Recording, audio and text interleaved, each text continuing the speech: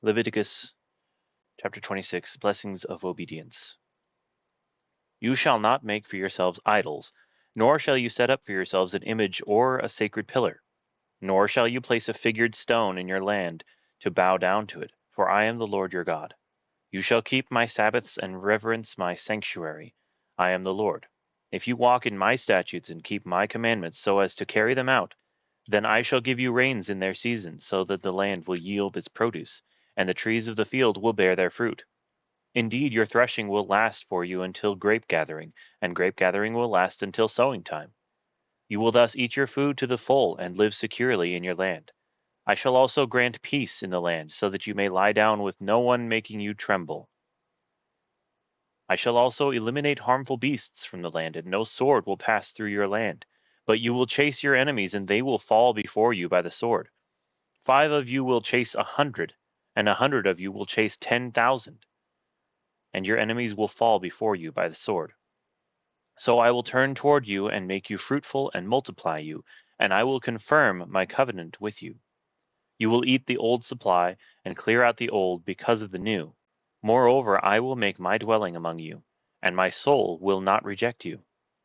I will also walk among you and be your God, and you shall be my people. I am the Lord your God, who brought you out of the land of Egypt, so that you would not be their slaves. And I broke the bars of your yoke and made you walk erect. Penalties of disobedience. But if you do not obey me and do not carry out all these commandments, if instead you reject my statutes, and if your soul abhors my ordinances so as not to carry out all my commandments, and so break my covenant, I in turn will do this to you. I will appoint over you a sudden terror, consumption and fever that will waste away the eyes and cause the soul to pine away. Also, you will sow your seed uselessly, for your enemies will eat it up. I will set my face against you so that you will be struck down before your enemies, and those who hate you will rule over you, and you will flee when no one is pursuing you. If also after these things you do not obey me, then I will punish you 7 times more for your sins. I will also break down your pride of power. I will also make your sky like iron, and your earth like bronze. Your strength will be spent uselessly, for your land will not yield its produce, and the trees of the land will not yield their fruit. If then you act with hostility against me and are unwilling to obey me, I will increase the plague on you 7 times according to your sins. I will let loose among you the beasts of the field, which will bereave you of your children, and destroy your cattle, and reduce your number so that your roads lie deserted. And if by these things you are not turned to me, but act with hostility against me, then I will act with hostility against you, and I, even I, will strike you 7 times for your sins. I will also bring upon you a sword which will execute vengeance for the covenant, and when you gather together into your cities, I will send pestilence among you, so that you shall be delivered into enemy hands. When I break your staff of bread, 10 women will bake your bread in one oven, and they will bring back your bread in rationed amounts, so that you will eat and not be satisfied. Yet if in spite of this you do not obey me, but act with hostility against me, then I will act with wrathful hostility against you, and I, even I, will punish you 7 times for your sins. Further, you will eat the flesh of your sons, and the flesh of your daughters you will eat. I then will destroy your high places and cut down your incense altars, and heap your remains on the remains of your idols, for my soul shall abhor you. I will lay waste your cities as well, and will make your sanctuaries desolate, and I will not smell your soothing aromas. I will make the land desolate, so that your enemies who settle in it will be appalled over it. You, however, I will scatter among the nations, and will draw out a sword after you, as your land becomes desolate and your cities become waste. Then the land will enjoy its Sabbaths all the days of the desolation, while you are in your enemy's land. Then the land will rest and enjoy its Sabbaths. All the days of its desolation it will observe the rest which it did not observe on your Sabbaths, while you were living on it. As for those of you who may be left, I will also bring weakness into their hearts in the lands of their enemies, and the sound of a driven leaf will chase them. And even when no one is pursuing, they will flee, as though from the sword, and they will fall. They will therefore stumble over each other as if running from the sword, although no one is pursuing. and you will have no strength to stand up before your enemies. But you will perish among the nations, and your enemies' land will consume you. So those of you who may be left will rot away because of their iniquity in the lands of your enemies, and also because of the iniquities of their forefathers they will rot away with them. If they confess their iniquity and the iniquity of their forefathers in their unfaithfulness which they committed against me, and also in their acting with hostility against me, I also was acting with hostility against them, to bring them into the land of their enemies. Or if their uncircumcised heart becomes humbled so that they then make amends for their iniquity, then I will remember my covenant with Jacob, and I will remember also my covenant with Isaac, and my covenant with Abraham as well, and I will remember the land. For the land will be abandoned by them, and will make up for its Sabbaths while it is made desolate without them. They meanwhile will be making amends for their iniquity, because they rejected my ordinances, and their soul abhorred my statutes. Yet in spite of this, when they are in the land of their enemies, I will not reject them, nor will I so abhor them as to destroy them, breaking my covenant with them, for I am the Lord their God. But I will remember for them the covenant with their ancestors, whom I brought out of the land of Egypt, in the sight of the nations, that I might be their God. I am the Lord. These are the statutes and ordinances and laws which the Lord established between himself and the sons of Israel through Moses at Mount Sinai. More coffee.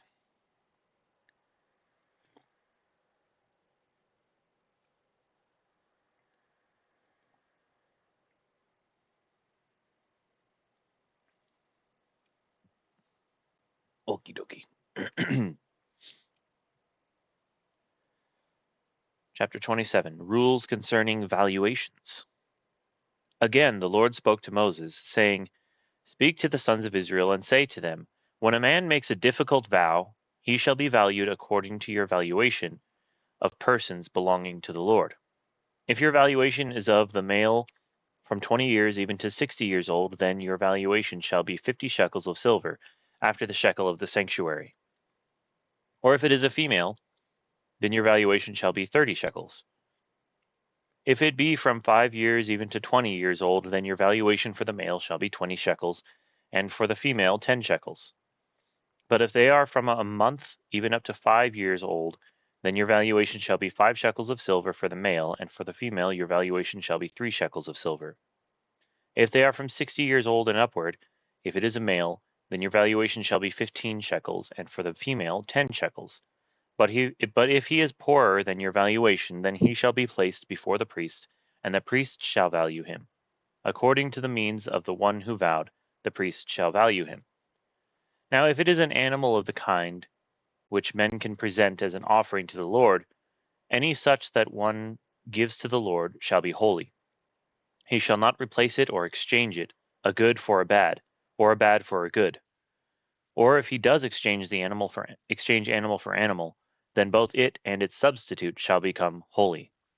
If, however, it is any unclean animal of the kind which men do not present as an offering to the Lord, then he shall place the animal before the priest. The priest shall value it as either good or bad, as you, the priest, value it, so it shall be. But if he should ever wish to redeem it, then he shall add 1/5 of it to your valuation. Now if a man consecrates his house as holy to the Lord, then the priest shall value it as either good or bad. As the priest values it, so it shall stand.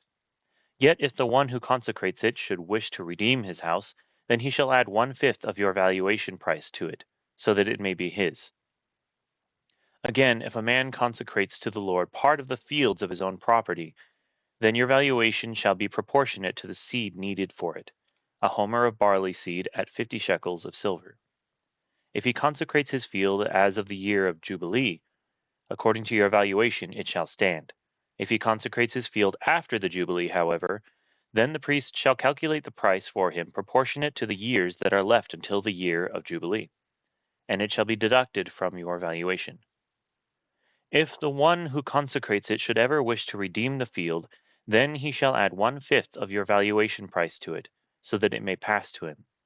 Yet if he will not redeem the field, but has sold the field to another man, it may no longer be redeemed. And when it reverts in the Jubilee, the field shall be holy to the Lord, like a field set apart. It shall be for the priest as his property. Or if he consecrates to the Lord a field which he has bought, which is not a part of the field of his own property, then the priest shall calculate for him the amount of your valuation up to the year of Jubilee, and he shall on that day give your valuation as holy to the Lord. In the year of Jubilee the field shall return to the one from whom he bought it, to whom the possession of the land belongs. Every valuation of yours, moreover, shall be after the shekel of the sanctuary. The shekel shall be 20 gerahs. However, a firstborn among animals, which as a firstborn belongs to the Lord, no man may consecrate it, whether ox or sheep, it is the Lord's. But if it is among the unclean animals, then he shall redeem it according to your valuation, and add to it 1/5 of it. And if it is not redeemed, then it shall be sold according to your valuation. Nevertheless, anything which a man sets apart to the Lord out of all that he has, of man or animal or of the fields of his own property, shall not be sold or redeemed. Anything devoted to destruction is most holy to the Lord. No one who may have been set apart among men shall be ransomed, he shall surely be put to death. Thus all the tithe of the land, of the seed of the land, or of the fruit of the tree, is the Lord's. It is holy to the Lord. If therefore a man wishes to redeem part of his tithe, he shall add to it 1/5 of it. For every 10th part of the herd or flock, whatever passes under the rod, the 10th one shall be holy to the Lord. He is not to be concerned whether it is good or bad, nor shall he exchange it. Or if he does exchange it, then both it and its substitute shall become holy. It shall not be redeemed. These are the commandments which the Lord commanded Moses for the sons of Israel at Mount Sinai. Coffee. All right, that's Leviticus. We finished Leviticus, got all the way through it. Do I understand everything that it's talking about? Not quite. Maybe someday.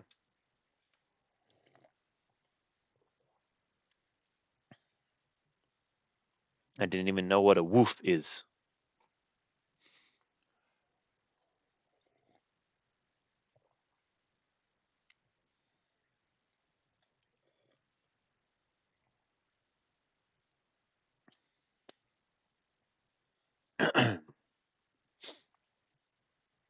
All right, getting into Numbers. Chapter 1. How many chapters are there in Numbers? Only 36. This will take no time at all. It'll be easy. All right, Numbers 1. There's only 36 numbers. That's it. No more numbers after that. It's only 36. Anyway, Numbers 1. The census of Israel's warriors. Then the Lord spoke to Moses in the wilderness of Sinai, in the tent of meeting, on the first of the second month, in the second year after they had come out of the land of Egypt, saying, Take a census of all the congregation of the sons of Israel, by their families, by their fathers' households, according to the number of names, every male, head by head, from 20 years old and upward, whoever is able to go out to war in Israel. You and Aaron shall number them by their armies. Is there going to be a military draft?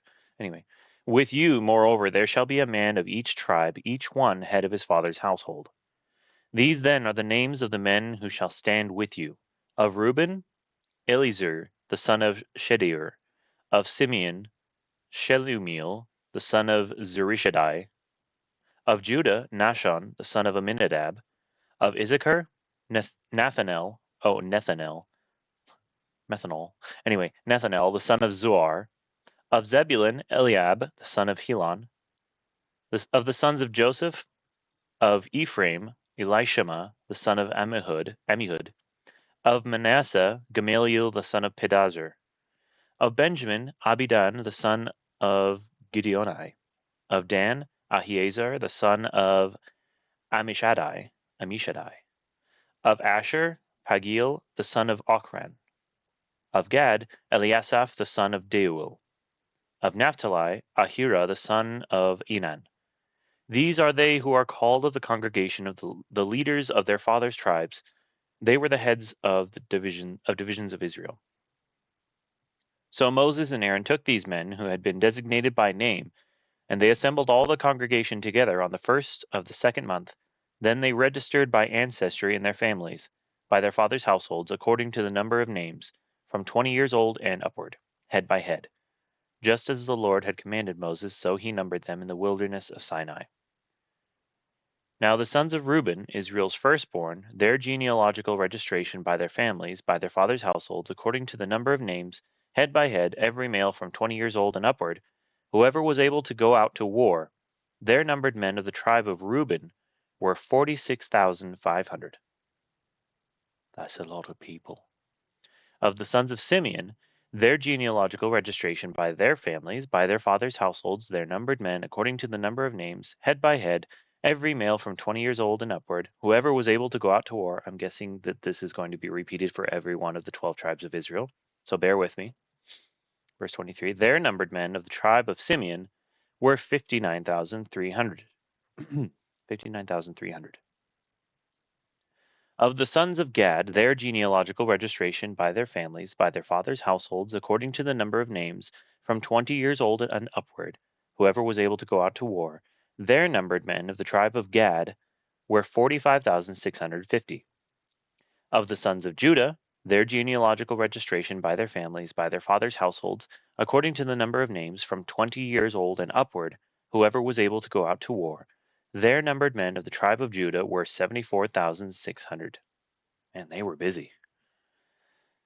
Of the sons of Issachar, their genealogical registration by their families, by their fathers' households, according to the number of names, from 20 years old and upward, whoever was able to go out to war, their numbered men of the tribe of Issachar were 54,400.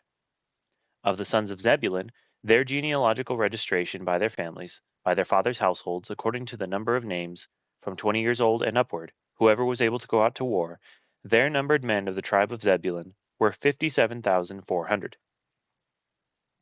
Of the sons of Joseph, namely, of the sons of Ephraim, their genealogical registration by their families, by their fathers' households, according to the number of names, from 20 years old and upward, whoever was able to go out to war, their numbered men of the tribe of Ephraim were 40,500. It's interesting how they split Joseph into two. Of the sons of Manasseh, their genealogical registration by their families, by their fathers' households, according to the number of names, from 20 years old and upward, whoever was able to go out to war, their numbered men of the tribe of Manasseh were 32,200. So from Joseph alone came 72,700. So about almost as much as the tribe of Judah. Anyway, verse 36, of the sons of Benjamin, their genealogical registration by their families, by their fathers' households, according to the number of names, from 20 years old and upward, whoever was able to go out to war, their numbered men of the tribe of Benjamin were 35,400. Of the sons of Dan, their genealogical registration by their families, by their fathers' households, according to the number of names, from 20 years old and upward, whoever was able to go out to war, their numbered men of the tribe of Dan were 62,700. Of the sons of Asher, their genealogical registration by their families, by their fathers' households, according to the number of names, from 20 years old and upward, whoever was able to go out to war, their numbered men of the tribe of Asher were 41,500. Of the sons of Naphtali, their genealogical registration by their families, by their fathers' households, according to the number of names, from 20 years old and upward, whoever was able to go out to war, their numbered men of the tribe of Naphtali were 53,400. These are the ones who were numbered, whom Moses and Aaron numbered with the leaders of Israel, 12 men, each of whom was of his father's household. So all the numbered men of the sons of Israel by their fathers' households from 20 years old and upward, whoever was able to go out to war in Israel, even all the numbered men, were 603,550. So that's not even the women and the children. That's literally just the men 20 years old and older who are, in good health, was 603,550. So it could have been well over 1 million people in all. It could have been. That's a lot of people.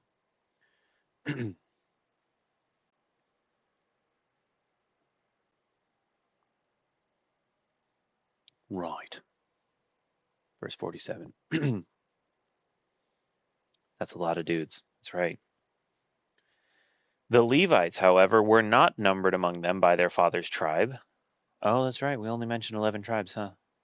For the Lord had spoken to Moses, saying, Only the tribe of Levi you shall not number, nor shall you take their census among the sons of Israel. But you shall appoint the Levites over the tabernacle of the testimony, and over all its furnishings, and over all that belongs to it. They shall carry the tabernacle and all its furnishings, and they shall take care of it. They shall also camp around the tabernacle. So when the tabernacle is to set out, the Levites shall take it down, and when the tabernacle encamps, the Levites shall set it up.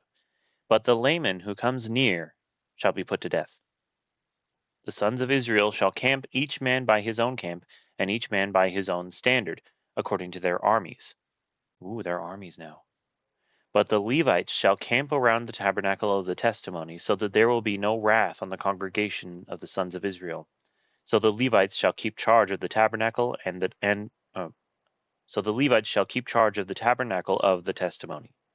Thus the sons of Israel did according to all which the Lord had commanded Moses, so they did. All right.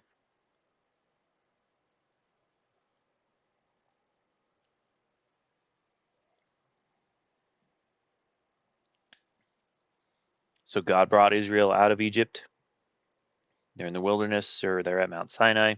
He's giving Moses instructions on the laws that they are to follow, and the sacrifices they're to make, the tabernacle, the Ark of the Covenant, or Ark of the Testimony is what they call it here. There's a lot of instructions, and now we're talking about the arrangement of the camps. Numbers chapter 2. Now the Lord spoke to Moses and to Aaron, saying, The sons of Israel shall camp, each by his own standard, with the banners of their fathers' households. I wonder what those banners looked like. That would have been cool to know.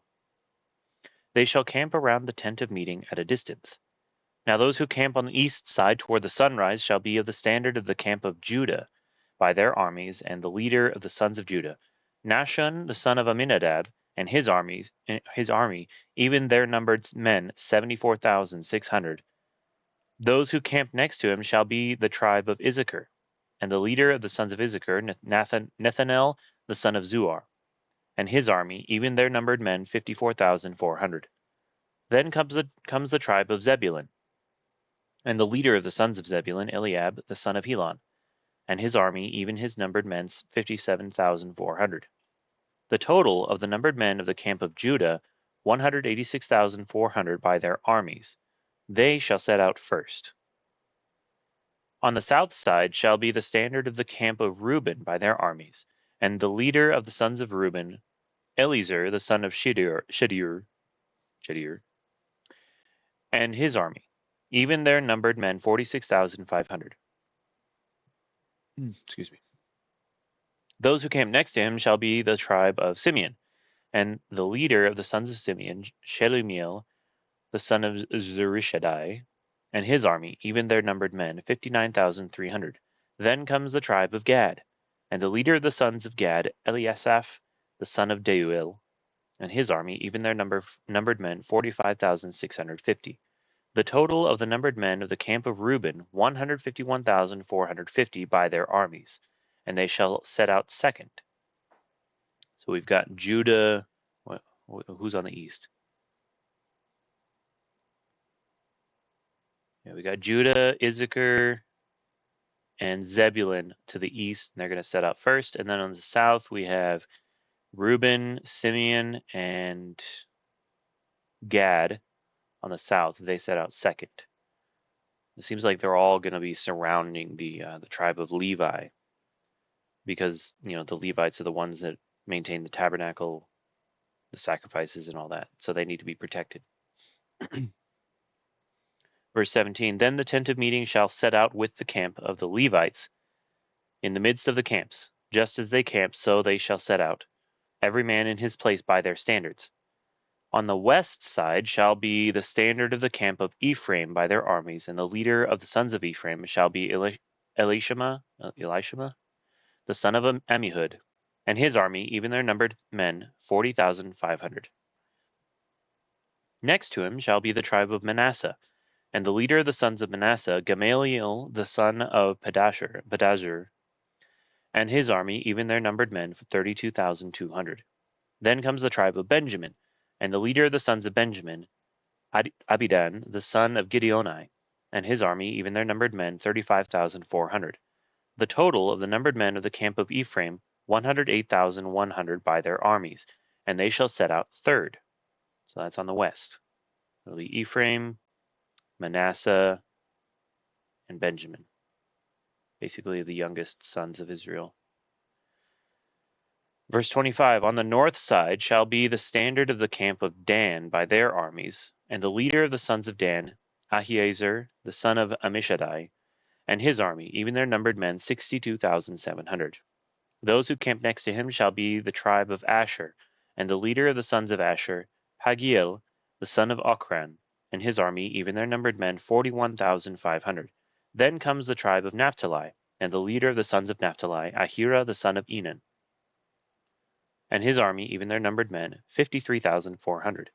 The total of the numbered men of the camp of Dan was 157,600. They shall set out last by their standards. So those are the nations that are on the north. These are the numbered men of the sons of Israel by their fathers' households.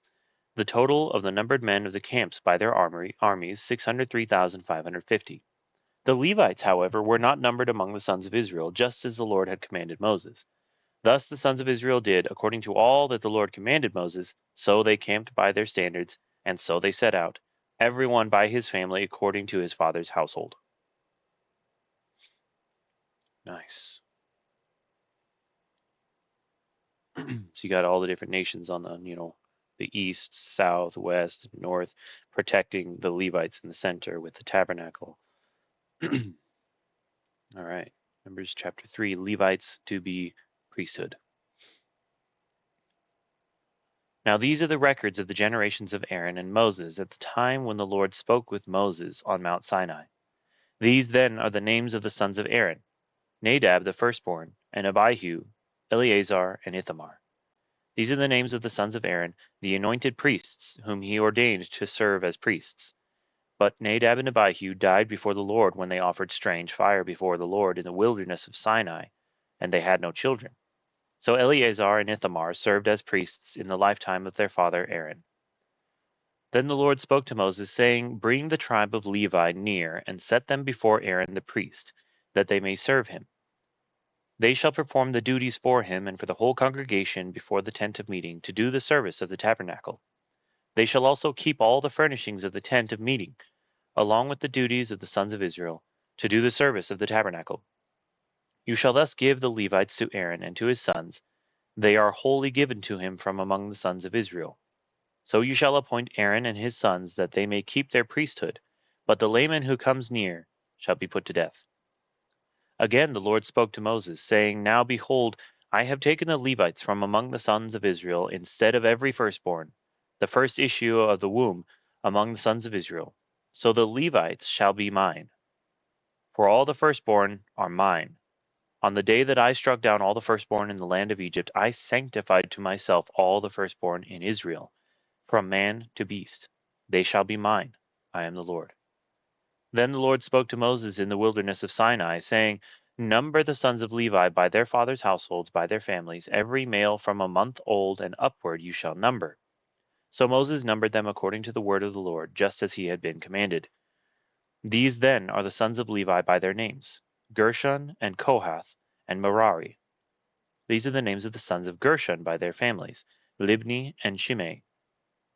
And the sons of Kohath by their families: Amram and Izhar, Hebron and Uzziel. And the sons of Merari by their families: Mali and Mushi. These are the families of the Levites according to their fathers' households. Of Gershon was the family of the Libnites, and the family of the Shimeites. These were the families of the Gershonites. Their numbered men in the numbering of every male from a month old and upward, even their numbered men were 7,500. The families of the Gershonites were to camp behind the tabernacle westward, and the leader of the fathers' households of the Gershonites was Eliasaph the son of Lael. Now the duties of the sons of Gershon in the tent of meeting involved the tabernacle and the tent, its covering and the screen for the doorway the tent of meeting, and the hangings of the court and the screen for the doorway of the court, which is around the tabernacle and the altar, and its cords, according to all the service concerning them. Of Kohath was the family of the Amramites. and the family of the Israelites, and the family of the Hebronites, and the family of the Uzzielites. These were the families of the Kohathites. In the numbering of every male from a month old and upward, there were 8,600, performing the duties of the sanctuary. The families of the sons of Kohath were to camp on the southward side of the tabernacle, and the leader of the fathers' households of the Kohathite families was Elizaphan, the son of Uzziel. Now their duties involved the ark, the table, the lampstand, the altars, and the utensils of the sanctuary with which they minister, and the screen, and all the service concerning them. And Eleazar, the son of Aaron the priest, was the chief of the leaders of Levi, and had the oversight of those who performed the duties of the sanctuary. Of Merari was the family of the Mahlites, and the family of the Mushites. These were the families of Merari. Their numbered men of the numbering of every male from a month old and upward were 6,200. The leader of the fathers' households of the families of Merari was Zuriel, the son of Abihail. They were to camp in the northward side of the tabernacle. Now the appointed duties of the sons of Merari involved the frames of the tabernacle, its bars, its pillars, its sockets, all its equipment, and the service concerning them, and the pillars around the court with their sockets and their pegs and their cords. Now those who were to camp before the tabernacle eastward, before the tent of meeting toward the sunrise, are Moses and Aaron and his sons, performing the duties of the sanctuary for the obligation of the sons of Israel. But the layman coming near was to be put to death. All the numbered men of the Levites, whom Moses and Aaron numbered at the command of the Lord by their families, every male from a month old and upward, were 22,000. Then the Lord said to Moses, Number every firstborn male of the sons of Israel from a month old and upward, and make a list of their names. You shall take the Levites for me. I am the Lord. Instead of all the firstborn among the sons of Israel, and the cattle of the Levites, instead of all the firstborn among the cattle of the sons of Israel. So Moses numbered all the firstborn among the sons of Israel, just as the Lord had commanded him, and all the firstborn males by the number of names from a month old and upward, for their numbered men were 22,273. Then the Lord spoke to Moses, saying, Take the Levites instead of all the firstborn among the sons of Israel, and the cattle of the Levites, and the Levites shall be mine. I am the Lord. For the ransom of the 273 of the firstborn of the sons of Israel who are in excess beyond the Levites, you shall take 5 shekels apiece per head. You shall take them in terms of the shekel of the sanctuary. The shekel is 20 gerahs. And give the money, the ransom of those who are in excess among them, to Aaron and to his sons. So Moses took the ransom money from those who were in excess beyond those ransomed by the Levites. From the firstborn of the sons of Israel, he took the money in terms of the shekel of the sanctuary, 1,365. Then Moses gave the ransom money to Aaron and to his sons at the command of the Lord, just as the Lord had commanded Moses.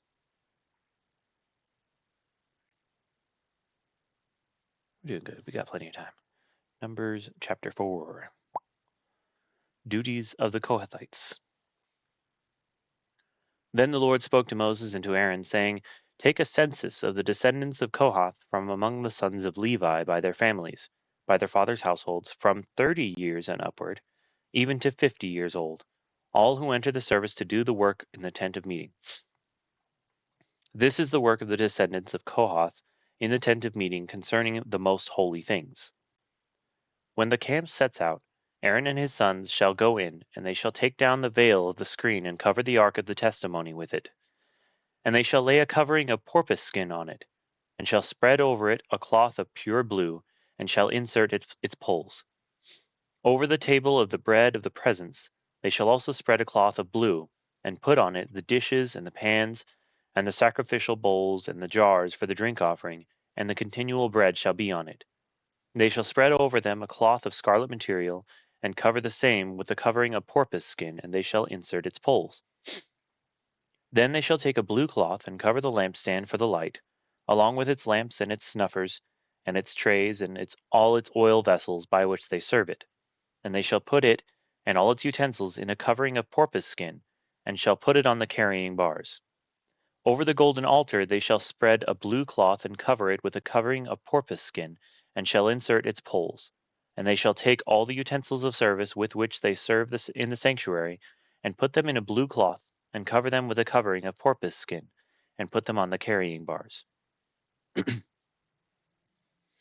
Then they shall take away the ashes from the altar, and spread a purple cloth over it. They shall also put on it all its utensils by which they serve in connection with it, the firepans, the forks and shovels, and the basins, all the utensils of the altar. Then they shall spread a cover of porpoise skin over it and insert its poles. When Aaron and his sons have finished covering the holy objects and all the furnishings of the sanctuary, when the camp is to set out, after that the sons of Korah shall come to carry them. Kohath, not sons of Korah. Whoops. Shall come to carry them, so that they will not touch the holy objects and die. These are the things in the tent of meeting which the sons of Kohath are to carry. The responsibility of Eleazar the son of Aaron, the priest, is the oil for the light, and the fragrant incense, and the continual grain offering, and the anointing oil. The responsibility of all the tabernacle and of all that is in it, with the sanctuary and its furnishings. Then the Lord spoke to Moses and to Aaron, saying, Do not let the tribe of the families of the Kohathites be cut off from among the Levites. But do this to them that they may live and not die when they approach the most holy objects. Aaron and his sons shall go in, and assign each of them to his work and to his load. But they shall not go in to see the holy objects even for a moment, or they will die. Then the Lord spoke to Moses, saying, Take a census of the sons of Gershon also by their fathers' households, by their families, from 30 years and upward to 50 years old. You shall number them, all who enter to perform the service, to do the work in the tent of meeting. This is the service of the families of the Gershonites, in serving and in carrying. They shall carry the curtains of the tabernacle and the tent of meeting with its covering, and the covering of porpoise skin that is on top of it, and the screen for the doorway of the tent of meeting, and the hangings of the court, and the screen for the doorway of the gate of the court which is around the tabernacle and the altar, and their cords and all the equipment for their service, and all that is to be done, they shall perform. All the service of the sons of the Gershonites, in all their loads and in all their work, shall be performed at the command of Aaron and his sons, and you shall assign to them as a duty all their loads. This is the service of the families of the sons of the Gershonites in the tent of meeting, and their duties shall be under the direction of Ithamar, the son of Aaron, the priest. The duties of the Merarites? As for the sons of Merari, you shall number them by their families, by their fathers' households, from 30 years and upward even to 50 years old. You shall number them, everyone who enters the service to do the work of the tent of meeting. Now this is the duty of their loads, for all their service in the tent of meeting: the boards of the tabernacle and its bars, and its pillars and its sockets, and the pillars around the court, and their sockets, and their pegs, and their cords, with all their equipment and with all their service. And you shall assign each man by name the items he is to carry. This is the service of the families of the sons of Merari, according to all their service in the tent of meeting, under the direction of Ithamar, the son of Aaron the priest. So Moses and Aaron and the leaders of the congregation numbered the sons of the Kohathites by their families and by their fathers' households, from 30 years and upward even to 50 years old, everyone who entered the service for work in the tent of meeting. Their numbered men by their families were 2,750. These are the numbered men of the Kohathite families, everyone who was serving in the tent of meeting, whom Moses and Aaron numbered according to the commandment of the Lord through Moses. The numbered men of the sons of Gershon by their families and by their fathers' households, from 30 years and upward even to 50 years old, everyone who entered the service for work in the tent of meeting. Their numbered men by their families, by their fathers' households, were 2,630. These are the numbered men of the families of the sons of Gershon, everyone who was serving in the tent of meeting, whom Moses and Aaron numbered according to the commandment of the Lord. I think I understand now why this book is called Numbers. Verse 42. The numbered men of the families of the sons of Merari by their families, by their fathers' households, from 30 years and upward even to 50 years old, everyone who entered the service for work in the tent of meeting, their numbered men by their families were 3,200. These are the numbered men of the families of the sons of Merari, whom Moses and Aaron numbered according to the commandment of the Lord through Moses. All the numbered men of the Levites, whom Moses and Aaron and the leaders of Israel numbered by their families and by their fathers' households, from 30 years and upward even to 50 years old. Everyone who could enter to do the work of service and the work of carrying in the tent of meeting, their numbered men were 8,580. According to the commandment of the Lord through Moses, they were numbered, everyone by serving or carrying. Thus these were his numbered men, just as the Lord had commanded Moses.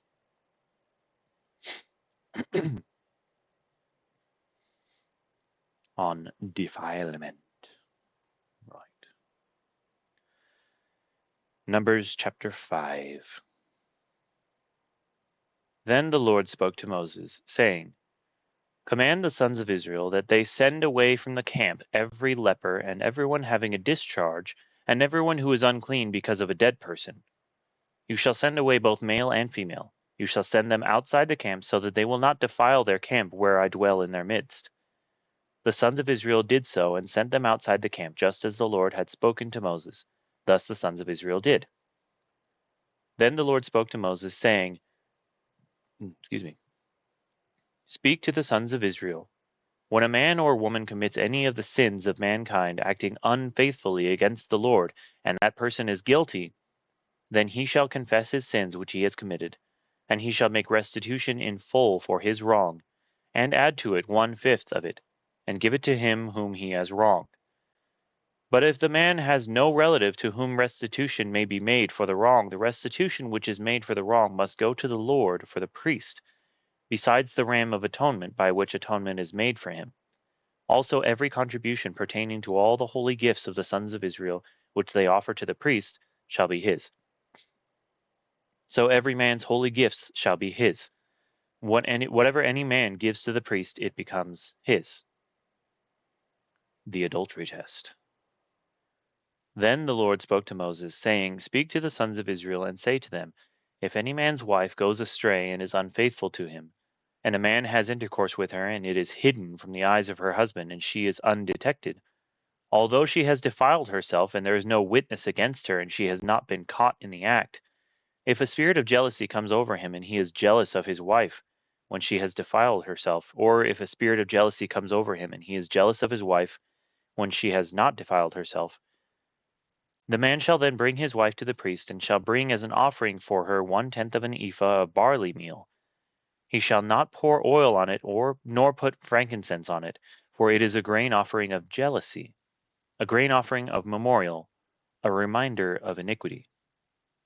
Then the priest shall bring her near and have her stand before the Lord, and the priest shall take holy water in an earthenware vessel, and he shall take some of the dust that is on the floor of the tabernacle and put it into the water. The priest shall then have the woman stand before the Lord, and let the hair of the woman's head go loose, and place the grain offering of memorial in her hands, which is the grain offering of jealousy, and in the hand of the priest is to be the water of bitterness that brings a curse.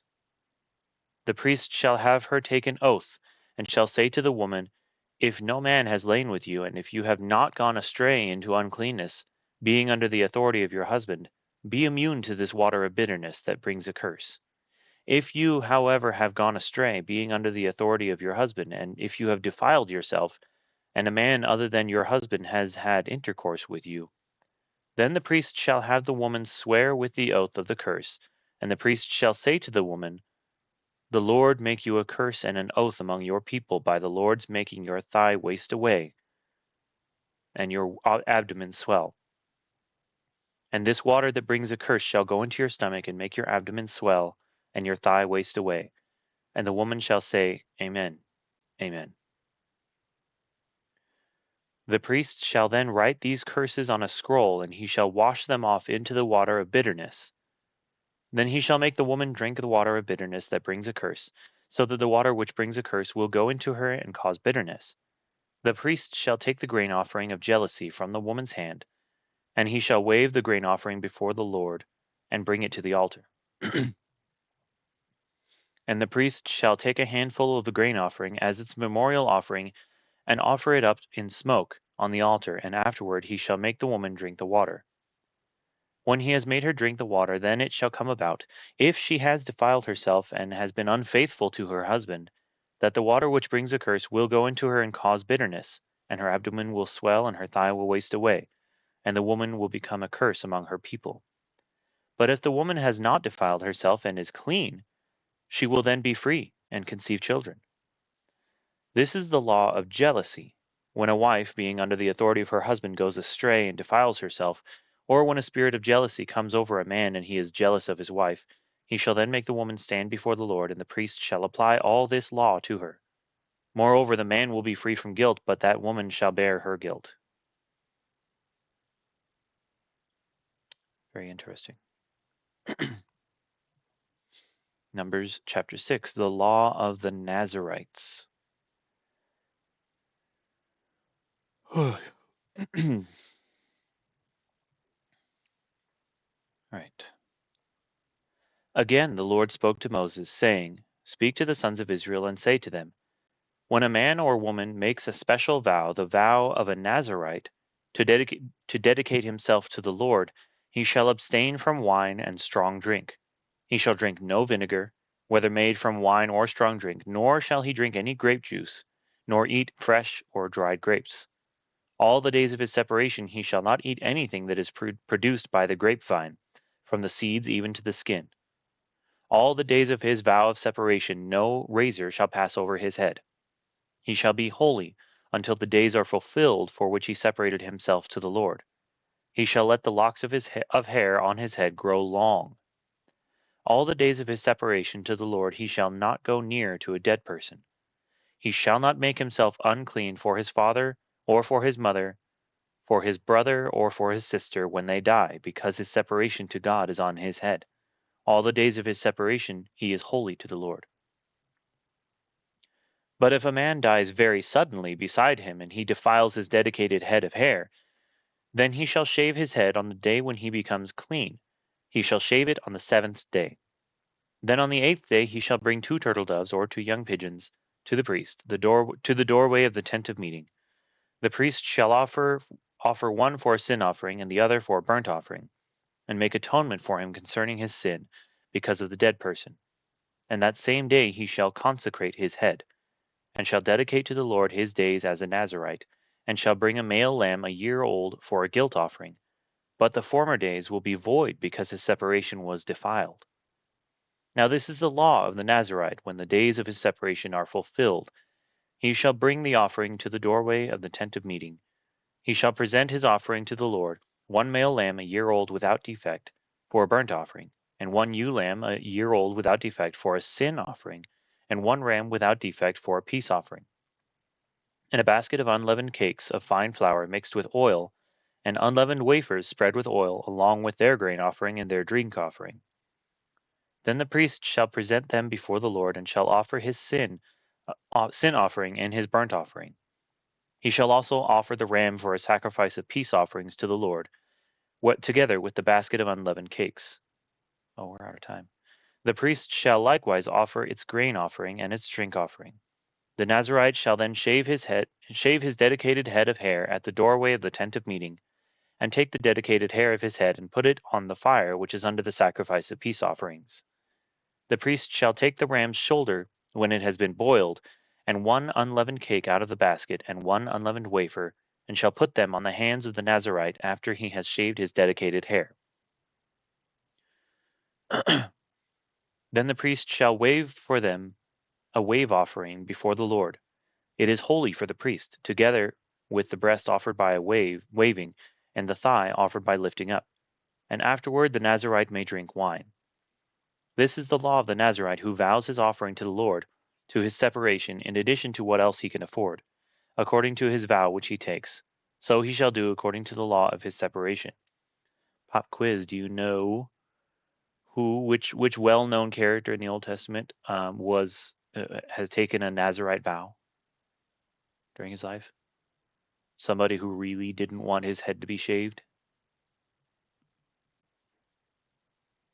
We find out in the book of Judges that it's Samson, very well-known character in the Old Testament. Samson was of the Nazarite vow. That's why I didn't want anyone to cut his hair. Anyway, verse 22. Then the Lord spoke to Moses, saying, Speak to Aaron and to his sons, saying, Thus you shall bless the sons of Israel, and you shall say to them, The Lord bless you and keep you. The Lord make his face shine on you and be gracious to you. The Lord lift up his countenance on you and give you peace. So they shall invoke my name on the sons of Israel, and I then will bless them. I didn't know that it came from here. There's a song that was made based on verses 24 through 26 here. The Lord bless you and keep you. That's the name of the song. I really love that song because like at the end of the song, there's a sevenfold amen. It's like really difficult to sing. Most churches don't even bother trying, but it's really I really like singing it. It's a really good song. The Lord bless you and keep you. All right, so we'll pick up in chapter 7 next time. And then we're going to transition over to Minecraft. Let's see.